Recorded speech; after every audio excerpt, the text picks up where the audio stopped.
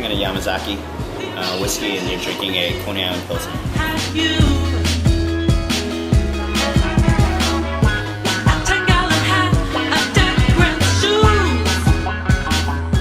CIA Culinary Institute of America.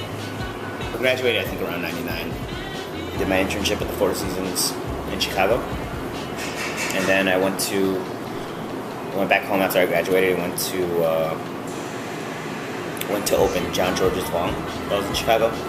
And that's where my culinary career started. I was a chef de cuisine at a restaurant, and some things happened. Found myself unemployed for like 6 months. And, you know, for a guy that was working almost 7 years ago, I'd been working every day of my life since then, to the point where I was working like 2 jobs at one point. And it was really just like a shock to the system not to have to get up to work, and like I didn't know what to do with myself. You know, I really got depressed. I was like, what the fuck, man? Like, I can't get a job. But then I really kind of saw it as a sign from God, just be like, dude, you had a dream of going to New York City and cook at the best places, do it. So I started applying, sent my resume twice a week via email to the same person. Physically sent my resume out once every 2 to 3 weeks, and then called the kitchens, tried to catch the chef like on an off time. And I just, many times I got hung up on, like, I literally never got to him. In like 3 months I tried to, but I felt like, for some reason I felt like this was gonna be for me. Like Morimoto or Budokan.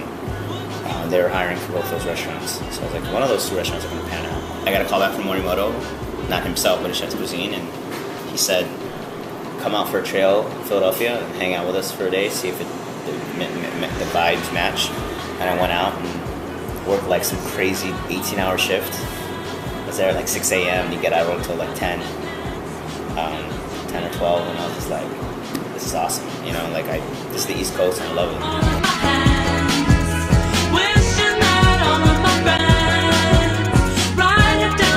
Chicago's dining scene is different because I feel like a lot of times in Chicago they're going for a lot more of an experience. I think that's why like places like Alinea succeed. Not to mention that they're fantastic restaurants and the food there is amazing, but like the whole scene is like the experience of dining and the show of dining. In New York, I feel like sometimes it's like I want to go in, eat a great meal, and I got to be out in an hour and a half, and I got to go. In Chicago, you know, dinners are long because it's like, even when I busted my ass all day, and it's a blue-collar place, and, you know, winters are terrible. So it's like, you know, as soon as it gets nice, and I can go outside, I want to experience, you know.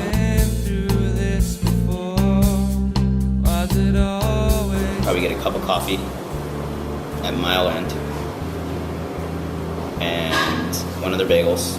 Grab a late lunch at Chuko. It's a ramen joint. My buddies own the ramen place. I love ramen. I love noodles in general. So however I can get them, I love to get them.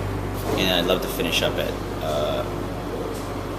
someplace like Osteria Marini, Michael White's place, and just finish with a big bowl of pasta. How many hipsters does it take to change a light bulb? It's a really obscure number you haven't heard of. My number one thing is just to get better every day. You know, just to, in some way, to get better every day, whether it's personally or if it's. Obviously, I want the food to be better every day. Whether it's, you know, helping the cooks get better and teaching these guys to be, you know, teaching these guys the craft that I've been doing for the last 13 years. You know, teaching them a trade. That's what it is. It's a trade. No different than a carpenter, no different than a plumber. What inspires me, though, is the neighborhood. People want more. For instance, we had a wedge salad on that had like sriracha. We dehydrated sriracha, folded it into homemade ranch sauce that we made. We put it on a wedge salad, put blue cheese, and then we put Chinese bacon on it. No one ordered it. Why would I go to an Asian restaurant and get something that is so clearly American, even if you've just tweaked it a little bit? And I realized, like, you know what? This neighborhood doesn't need another. They don't need that. They want real, good Asian-inspired food. Immediately, I realized that I was cooking for myself with that dish. I said to my, you know, I looked at it, I was like, that dish is because I like wedge salads. And you know, my cooks like wedge salads, and you guys like this dressing and that. the owners like wedge salads. It wasn't because we thought that it fit this or that the neighborhood wanted it. So like that's inspiring to me. It's like coming to these understandings of what this neighborhood wants. They tell me that hey, I need a better dessert. Trust me, I'm working on it. You know what I mean? Like I got to design one dessert on the menu, and people are like, I'm not really into it. I'm like, I know, I'm sorry. One of my mentors was Carrie now Imbibe. She owns a restaurant called Naha. And every time I go back, if I go back and a lot of times I don't ever get out of the house because I'm there really just to see my parents, and my family.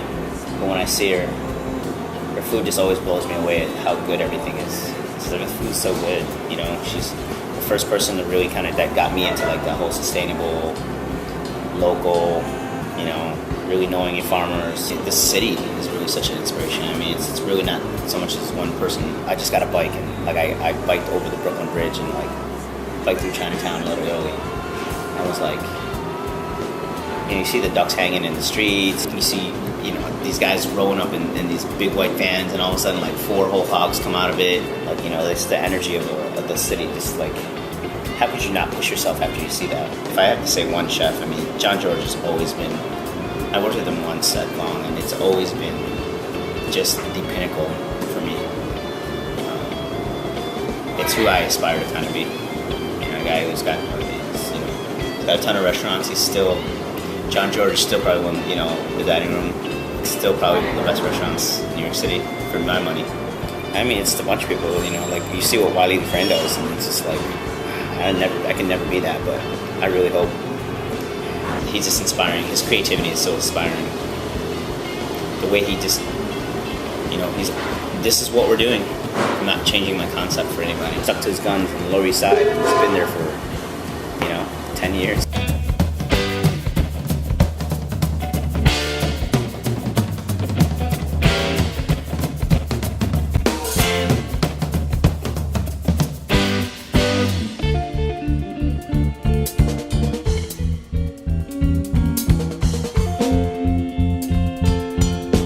Come on, all day right here.